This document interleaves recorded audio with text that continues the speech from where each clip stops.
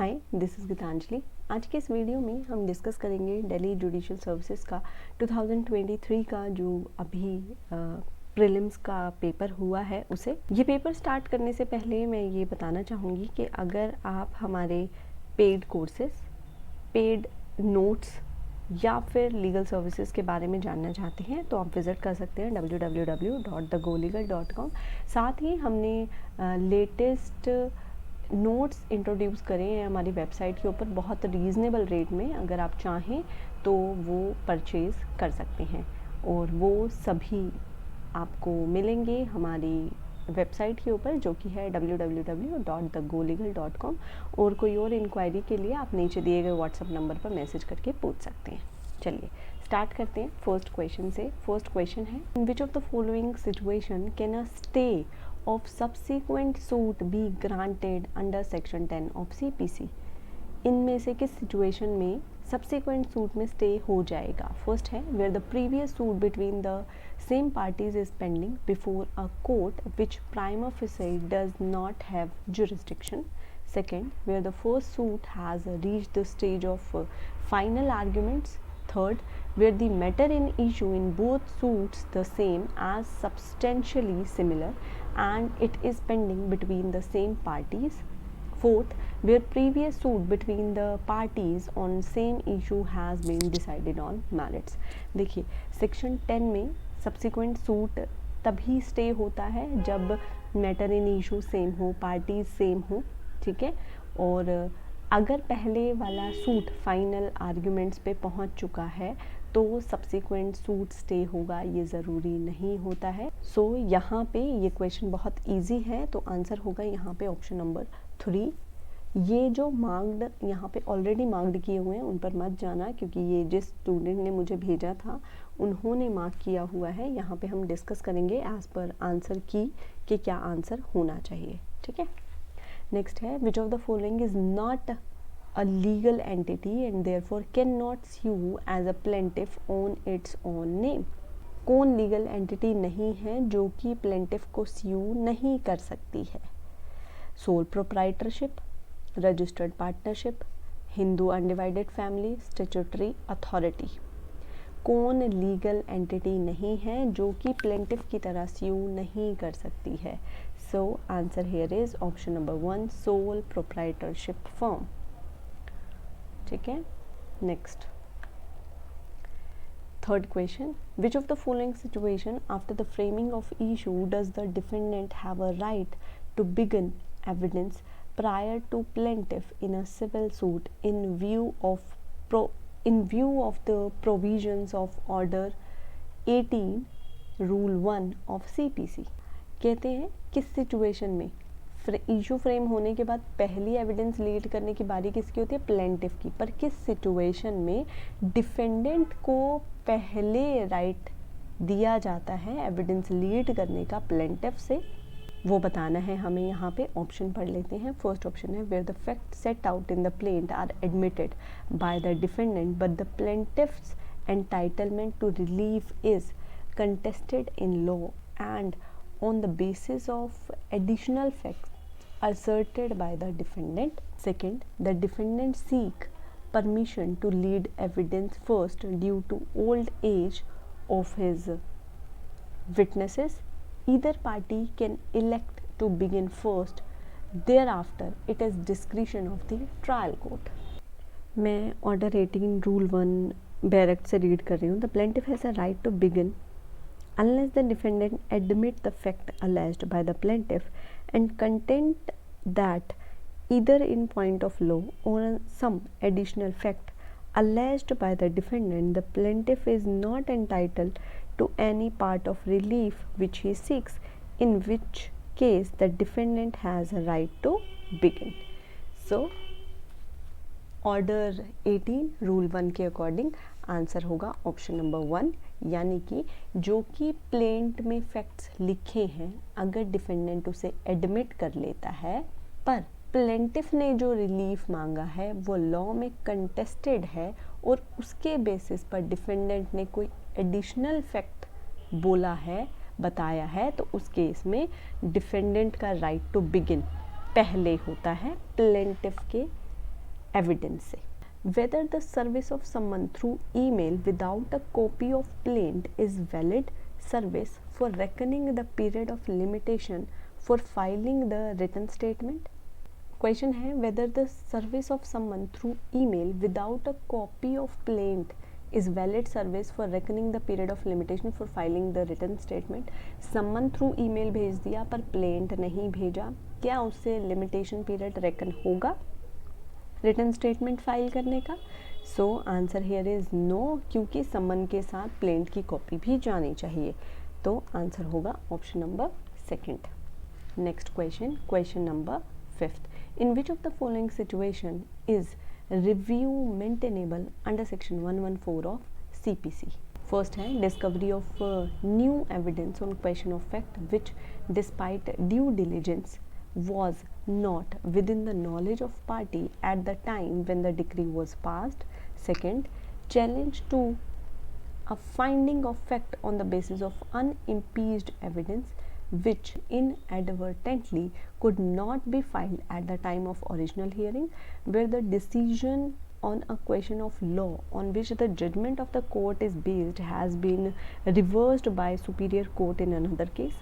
Reappraisal of evidence on record to find out the error in the finding of fact. इनमें से किस situation में review maintainable होगा?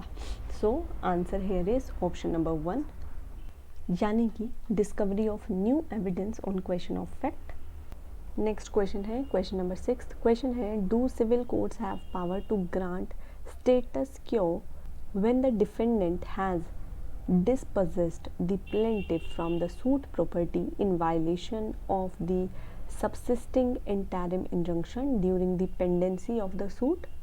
क्या कहते हैं कि क्या सिविल कोर्ट स्टेटस को क्यों ग्रांट कर सकती है जब डिफेंडेंट ने प्लेंटिफ को डिस्पोजेस कर दिया है इंटरिम इंजंक्शन के होते हुए, सूट अभी पेंडिंग है। मतलब क्या कह रहे हैं कि इंटरिम इंजंक्शन ग्रांट होगी, इंटरिम इंजंक्शन ग्रांट होने के बाद भी डिफेंडेंट ने प्लेंटिफ को सूट प्रॉपर्टी से डिस्पोजेस कर दिया, तो क्या कोर्ट के पास पावर है स्टेटस क्यो को मेंटेन करके रखने की?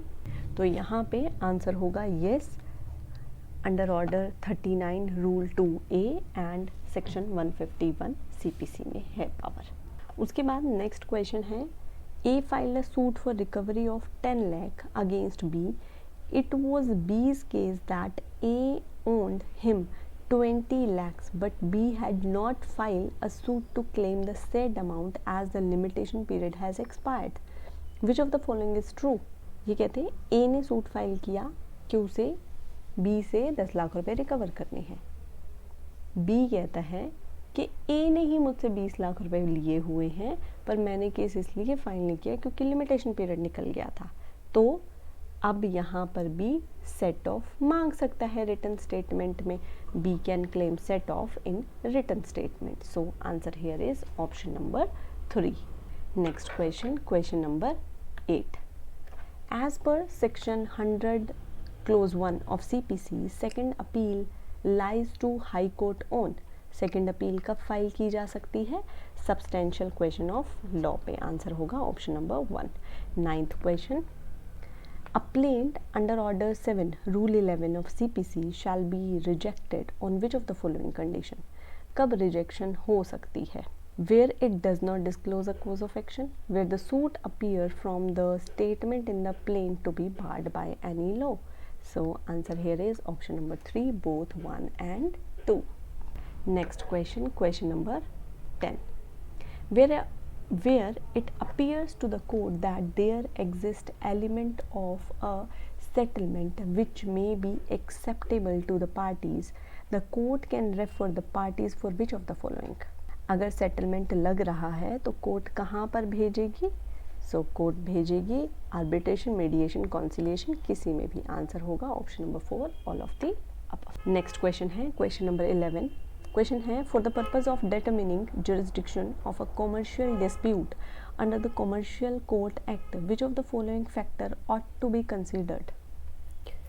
कॉमर्शियल डिस्प्यूट के केसेस में कौन सा फैक्टर देखा जाएगा? So answer here is territorial jurisdiction और स्पेसिफाइड वैल्यू। ठीक है, ये दोनों चीज़ देखी जाएंगी। नेक्स्ट क्वेश्चन है क्वेश्चन नंबर 12। नेक्स्ट क्वेश्चन पे आते हैं, क्वेश्चन नंबर 12। क्वेश्चन है the defendant instead of filing his written statement to a commercial suit filed an application under Order 7, Rule 11 of CPC. The application was dismissed by the court. However, in the meantime, 150 days had passed since the service of summon of the suit on the defendant. The defendant prayed that it be granted 1 week to file written statement.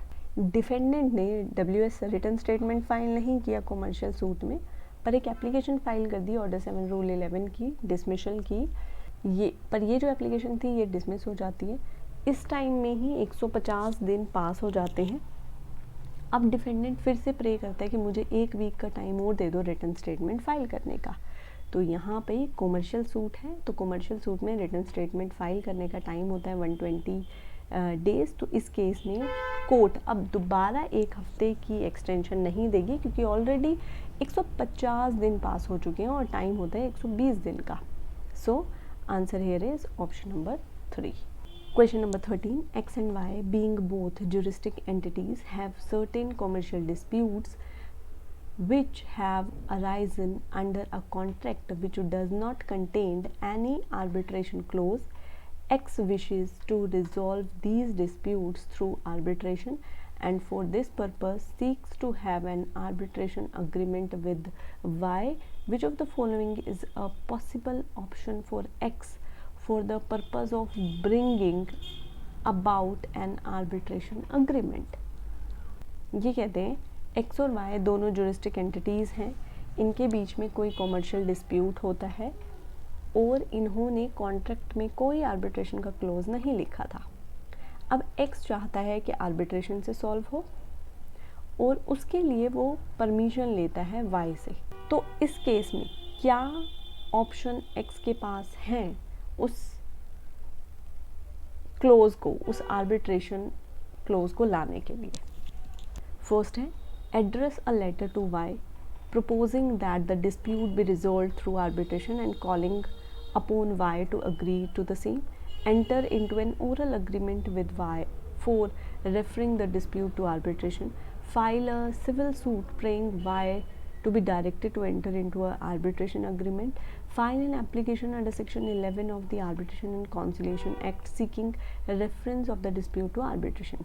देखिए arbitration close पहले नहीं था, अब अगर वो चाहता है तो वो लेटर लिखेगा, मतलब सब कुछ रिटर्न में होना चाहिए, ओरल नहीं होना चाहिए। तो वो लेटर लिखेगा वाई को और उसे प्रपोज करेगा कि वो इस क्लोज को हमारे एग्रीमेंट में लेकर आए। So answer here is option number 1। Next है what is the date of commencement of arbitration proceeding in relation to a particular dispute? Arbitration proceeding की कमेंसमेंट के लिए क्या डेट होगी? द फर्स्ट है date for first hearing before arbitral tribunal, date on which a request for that dispute to be referred to arbitration is received by the opposite party, date on which a petition under Section 11 is filed by one of the parties, date on which arbitral tribunal is constituted. Arbitration proceeding की commencement के लिए क्या particular date होगी? So answer here is option number 2, जब arbitration में dispute को refer करने की रिक्वेस्ट की गई और ये रिक्वेस्ट अपोजिट पार्टी ने रिसीव कर ली है तब से। Next question number 15। In an arbitral proceeding with 3 arbitrator the arbitral award must be signed by, अगर 3 आर्बिट्रेटर हैं तो कितने आर्बिट्रेटर द्वारा वो साइन होना चाहिए? So answer here is option number 4। ठीक है, any 2 arbitrator so long as the reason for any omitted signature is stated. तीसरे का क्यों नहीं आया उसका रीज़न लिखा जाएगा और कम से कम 2 के तो साइन होने ही चाहिए।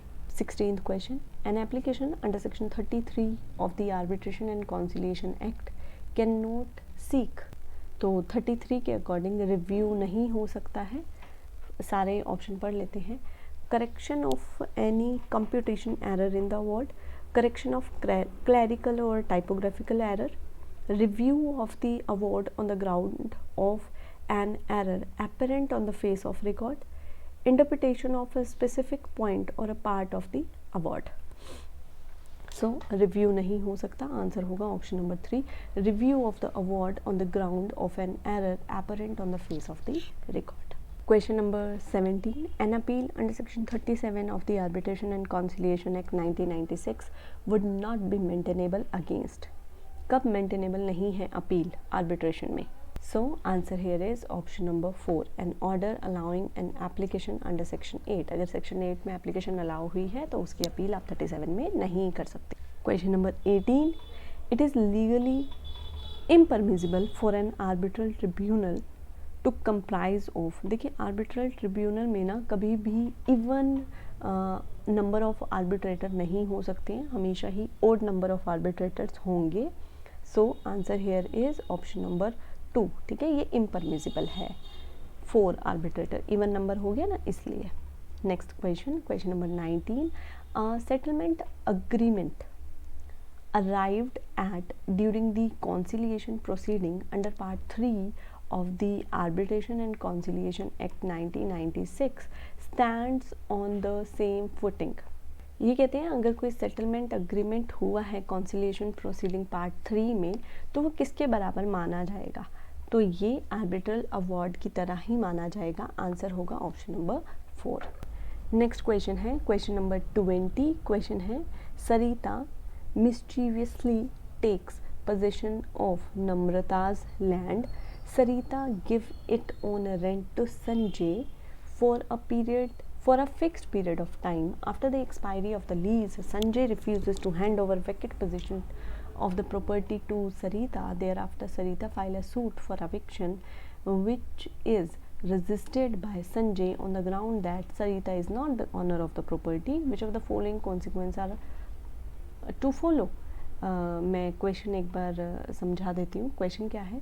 ये कहते हैं सरिता ने नम्रता से प्रॉपर्टी ले ली मिस्चीवियसली, मतलब एज पर लॉ नहीं ली, पर पोजेशन ले लिया, नम्रता की लैंड है. फिर सरिता ने अब ले लिया, प्रॉपर्टी ले ली, लेने के बाद संजय को रेंट पे दे दी. अब लीज खत्म हुई, संजय कहता है मैं तो वापस नहीं दूंगा. फिर अब सरिता ने सूट फाइल कर दिया एविक्शन का संजय को निकालने के लिए. संजय ने अब ये कहा कि सरिता तो ओनर नहीं है, तो अब क्या कॉन्सिक्वेंसेस होंगे हमें ये बताना है. फर्स्ट है Sarita is entitled to a decree of eviction since it is not open to Sanjay to the question her title over the property.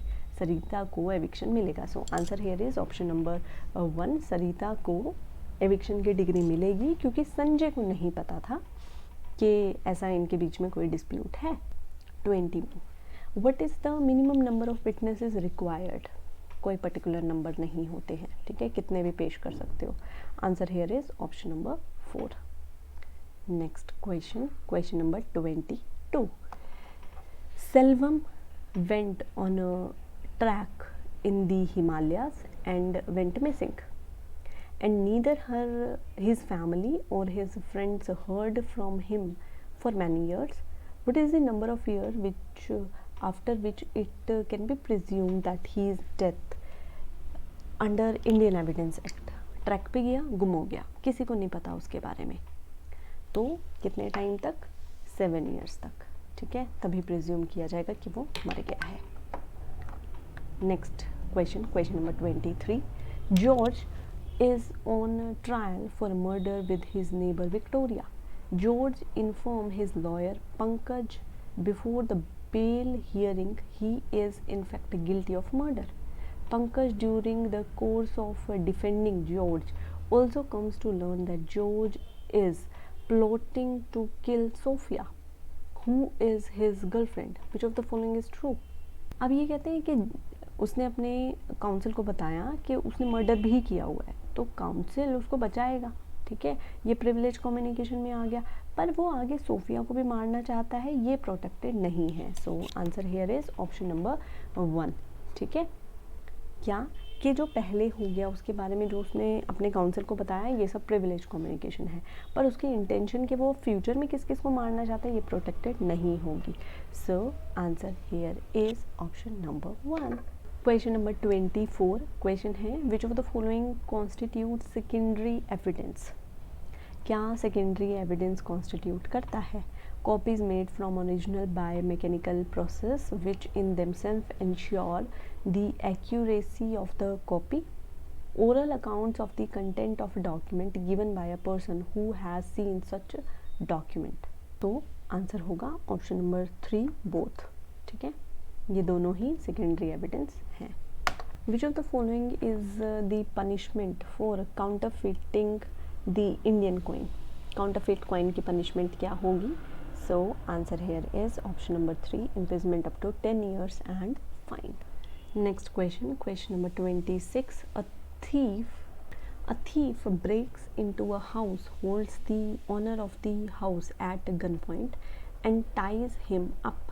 He takes money and jewelry from the cupboard and escapes. The act amounts to, क्या माना जाएगा ये? Theft amounting to robbery। ठीक है, answer होगा option number 2। 27 A peon clandestinely takes an office file from the office of chief engineer of public works department and gave it to a private party. He puts in back in its place the next day. Has the person committed the offense of theft? Peon ने office से file उठाई, किसी private party को दी, अगले दिन आकर वापस उसी जगह पे रख दी, तो क्या उसने ऑफेंस किया है? तो यस, क्योंकि उसने बिना कंसेंट के डिसऑनेस्टली मूव करी है, तो ऑफेंस ऑफ थेफ्ट तो उसने किया है। आंसर होगा option number 3। Next 28 creating a false document amount to forgery only when. False document बनाना फोर्जरी होगा कब? There is an intent to cause injury to public, there is an intent to commit fraud on a person, there is an intent to cause a person to enter into an implied agreement, या फिर ये सभी। so answer here is all of the above। next question, question number 29 ये कहते हैं a person enters another house without seeking permission, he has committed house trespass if। किसी और के घर में घुसता है बिना परमिशन के, तो कब ये हाउस ट्रेसपास माना जाएगा? He entered with intention to commit an offence, he enters with an intention to annoy, he enters with an intention to intimidate. So answer here is option number D सभी। ठीक है, इन सभी cases में ये trespass माना जाएगा। Question number 13 a married woman gives birth to an illegitimate child to escape from societal shame. She leaves the child outside the gate of an orphanage. Has the mother committed an offense? तो yes, तो यहाँ mother ने offence किया है, अबंडनमेंट of child का। Option number A is correct answer.